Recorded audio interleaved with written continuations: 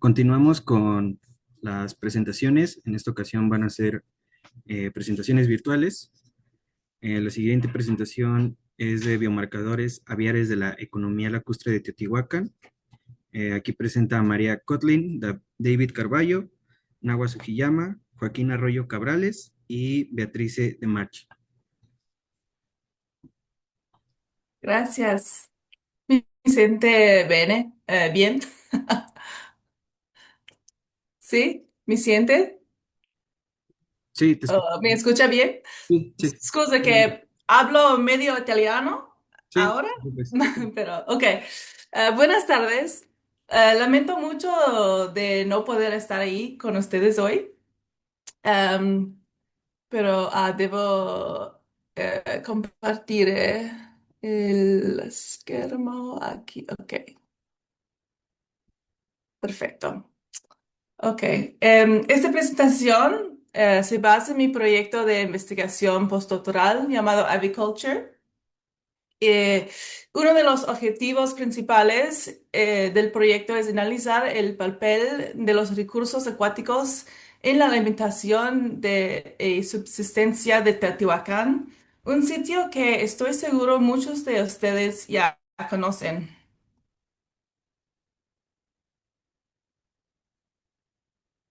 Teotihuacán fue una de las primeras ciudades en la región central de México. Existió entre los años 100 y 500 de nuestra era, unos 1000 años antes de que los aztecas vivieran en esta región.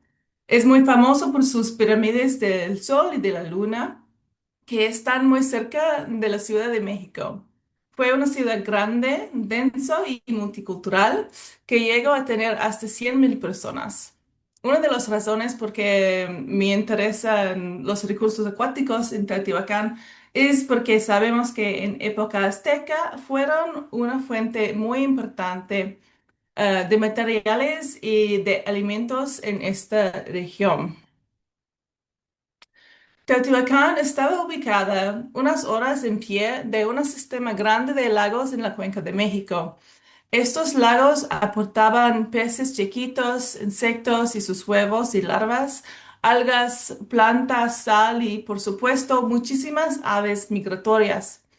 Jeffrey Parsons propuso que fue durante el periodo clásico asociado con Teotihuacán cuando las redes económicas se formalizaron en la Cuenca de México, lo que permitió explotar esos productos de forma sistemática para sostener las grandes poblaciones urbanas.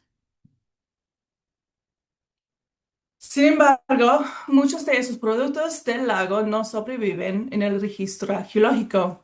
Casi todos los restos que sobreviven son de las aves, pero se encuentran muy fragmentados y pueden ser difíciles de identificar con seguridad. Por eso, no hay tanta evidencia de la importancia de estos recursos lacustres en la economía o la alimentación de la ciudad. En este proyecto, nuestro objetivo es mejorar lo que sabemos sobre la cantidad y diversidad de estas aves acuáticas en Teotihuacán para entender mejor su papel en la economía de la ciudad. Usamos dos métodos, zooarqueología o arqueozoología, que es la técnica tradicional para identificar aves basado en su morfología. También usamos una nueva técnica de identificar las aves a través de las proteínas que se conservaban en los huesos. Este método se llama zooarqueología por espectrometría de masas o ZooMS. También analizamos diferentes tipos de contextos para entender cómo cambiaba el consumo en las poblaciones urbanas más ricas y las poblaciones periféricas de menor riqueza. Comparamos también las áreas residenciales con espacios cívicos ceremoniales para saber algo del movimiento de recursos en la ciudad. Los materiales que estudiamos vienen de dos proyectos, la Plaza de las Columnas en el centro de la ciudad y el proyecto arqueológico Tlajinga-Teotihuacán en la periferia sur de la ciudad. Las dos áreas están ubicadas muy cerca de la Calzada de los Muertos, pero en contextos sociales diversos. El material de PPCD representa un gran banquete y como había tanto material, estudiamos lo que corresponde a un solo nivel de excavación. Los materiales de PPCE corresponden a una plaza, estructuras cívico-ceremoniales y una residencia asociada con ellos, mientras que las excavaciones en Tlahinga corresponden a dos conjuntos residenciales de artesanos y un centro de barrio con estructuras cívico-ceremoniales. En estos dos contextos ya se habían analizado los huesos con zooarqueología, por lo que solo tomamos muestras para la técnica Zooms y en las otras estudiamos los huesos por las dos técnicas. Pero para analizar todo ese material, elegimos solo cuatro huesos de aves que encontremos con más frecuencia en estos contextos. Entonces, estos son el coracoides, el húmero, el tibiotarso y tarso metatarso.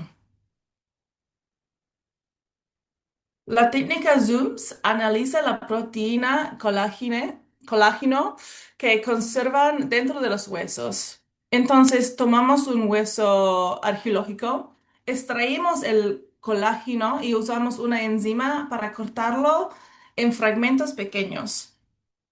Luego, analizamos estos fragmentos con un espe- espectrómetro de masas y esto nos permite de ver diferencias entre los fragmentos de diferentes especies.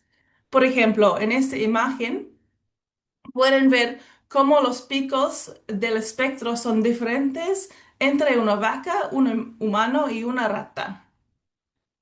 Y en este otro ejemplo, podemos ver algunos de los picos clave que nos permiten distinguir entre dos tipos de patos que encontramos en el registro arqueológico de Teotihuacán. Sin embargo, la técnica original para zooms es destructiva, ya que requiere el muestreo de un pequeño fragmento de hueso, lo que puede romper fácilmente huesos de aves frágiles. Y por ello, empleamos una nueva técnica de muestreo que está usado en museos, que consiste de frotar un pequeño trozo de una película abrasiva sobre la superficie de los huesos. Y descubrimos que podíamos obtener buenos resultados usando este método. Y aquí pueden ver el efecto del antes y después de tomar la muestra en el hueso. Hay un cambio visible en la superficie del hueso, pero en general es mucho más suave y menos propenso a romper los huesos frágiles. Pero debido a este cambio superficial, también incluimos un pequeño trozo de papel junto con cada hueso para mostrar dónde se tomó la muestra y asegurando de evitar cualquier área con marcas de corte o otros signos tafonómicos. Para el estudio zooarqueológico, analicemos los huesos usando la colección comparativa del Laboratorio Arqueozoológico del INA en la Ciudad de México. Los resultados se resumen en esta gráfica.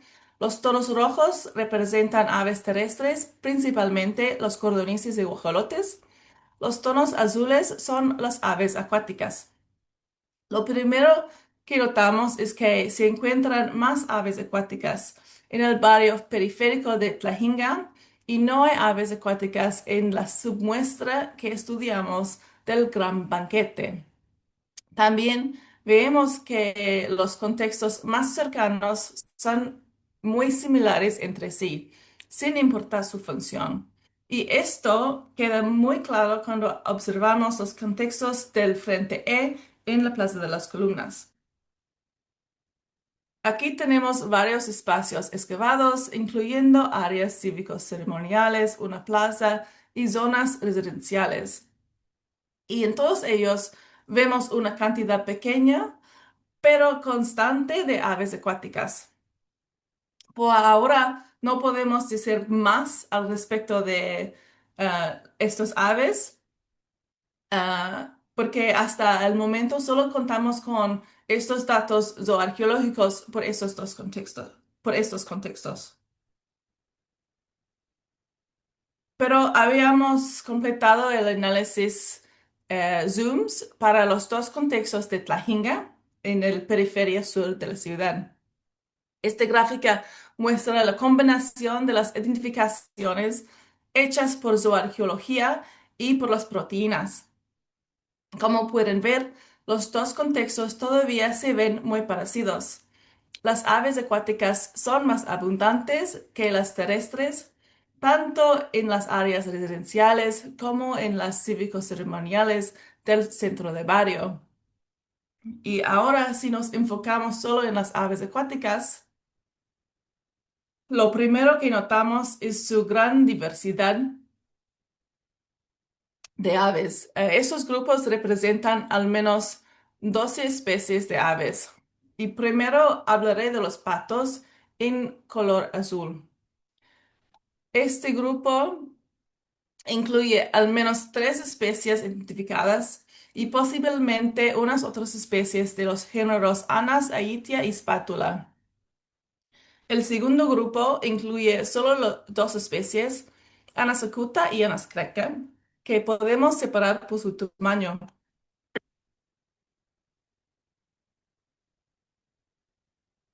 Luego tenemos em, los patos del género Mareca. Y en la cuarta categoría solo hay una especie que es el pato tepocate.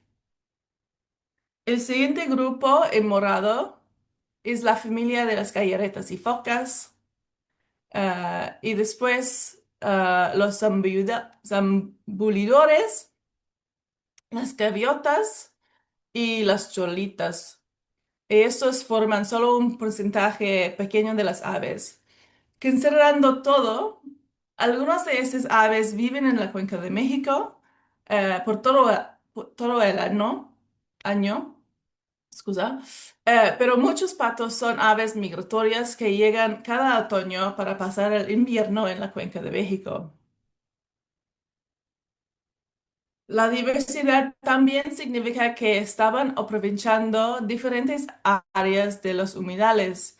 Estas aves necesitan diferentes profundidades de agua y tipos de comida. Algunos prefieren aguas abiertas y otros necesitan zonas con mucha vegetación. Si comparamos los dos contextos en Tlajenga, vemos que son similares, pero hay un poco más patos en los espacios cívicos ceremoniales. Aunque, claro, nuestra muestra todavía es pequeña. Sin embargo, en particular, dos de estos grupos de patos, especialmente Anas acuta, que es el pato golondrina, y los patos del género mareca, como el pato charcuán, son mencionados en el Codice Florentino, Codice, Florentino, como aves que eran especialmente sabrosos. Así que tal vez estamos viendo que hay una preferencia de utilizar los patos más sabrosos en los espacios cívicos ceremoniales. Pero en general, especialmente cuando consideramos lo parecidas que son estas áreas de excavación, parece que los restos de aves de ambos contextos reflejan las mismas fuentes de recursos acuáticos, tal vez un mercado local o de productores en el barrio. En resumen, lo que hemos encontrado hasta ahora es que en Tajinga las aves acuáticas son abundantes y diversas. Esto sugiere que probablemente también obtenían otros recursos de los lagos y los humedales, pero esta importancia cambia en la ciudad. Vemos menos recursos acuáticos en el centro urbano. Vemos que sin importar la función del área, los tipos de aves consumidas son muy parecidos entre vecinos contextos. Es decir, los espacios de la Plaza de las Columnas se parecen entre sí y los de Tlahinga se parecen entre sí. Esto sugiere que las aves vienen de las mismas fuentes de recursos locales. En Tlahinga también podríamos estar viendo la scusa, la redistribución de las aves más sabrosas hacia los centros ceremoniales. Estamos siguiendo con este análisis para mejorar aún más la identificación de las aves encontrado en los contextos de la Plaza de las Columnas y trataremos de determinar qué tipos de patos consumían ahí en el centro de la ciudad y qué nos puede decir sobre los patrones de distribución de recursos lacustres. Gracias.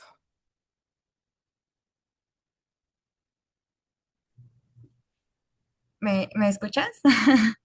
Sí, sí. Muchísimas gracias por tu presentación, María. Mil disculpas por los problemas técnicos al inicio. La verdad es que es muy interesante y lamentamos mucho que no pudieras venir presencialmente,